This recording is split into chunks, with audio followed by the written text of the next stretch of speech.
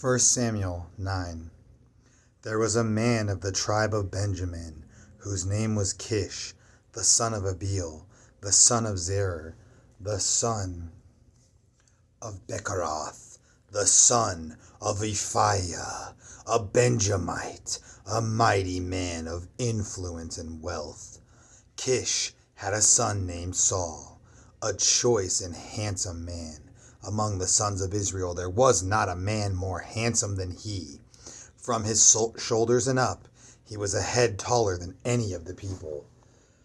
Now the donkeys of Kish, Saul's father, had wandered off and were lost. Kish said to his son Saul, "Please take one of the servants with you and arise, go look for the donkeys." And they passed through the hill country of Ephraim and the land of Shalishah, but did not find them.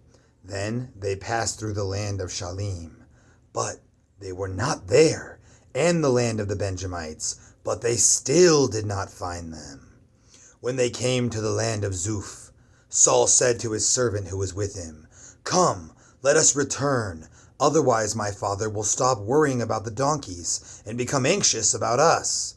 The servant said to him, "Look here, in this city there is a man of God, and the man is held in honor. Everything that he says comes true. Now let us go there. Perhaps he can advise us about our journey and tell us where we should go." Then Saul said to his servant, "But look, if we go to see him, what shall we bring to the man? For the bread from our sacks is gone, and there's no gift to the man of God. What do we have to offer?"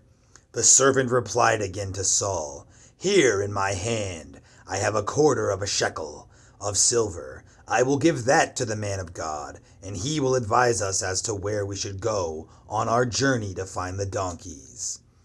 Formerly in Israel, when a man went to inquire of God, he would say, "Come, let us go to the seer, for he is who is called a prophet." Today was formerly called a seer. Saul said to his servant, "Well said, come, let us go." So they went to the city where the man of God was living. As they went up the hill to the city, they met some young women going out to draw water, and he said to them, "Is the seer, prophet, here?" They answered them, "He is. Look, he is ahead of you. Hurry now, for he has come into the city today, because the people have a sacrifice on the high place today.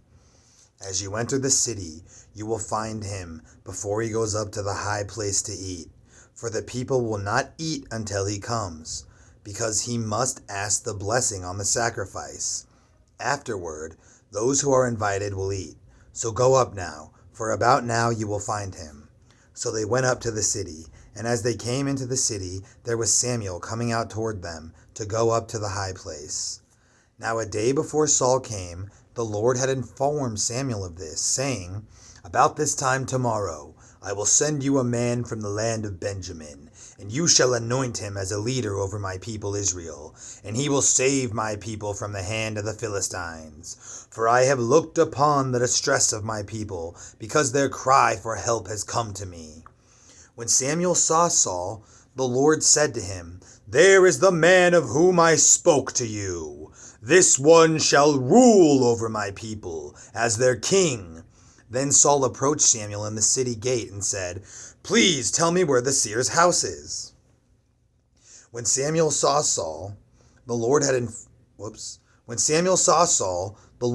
to him, "There is a man of whom I spoke to you. This one shall rule over my people as their king." Then Saul approached Samuel in the city and said, "Please tell me where the seer's house is." Samuel answered Saul, "I am the seer. Go on ahead of me to the high place, for you shall eat with me today, and in the morning I will let you go, and I will tell you all that is on your mind. As for your donkeys which were lost 3 days ago, do not be concerned about them, for they have been found. And for whom are all things that are desirable in Israel? Are they not for you and all of your father's household, family?" Saul replied, "I am not a Benjamite. Am I not a Benjamite of the smallest of the tribes of Israel? And is not my family the smallest of all the families of the tribes of Benjamin?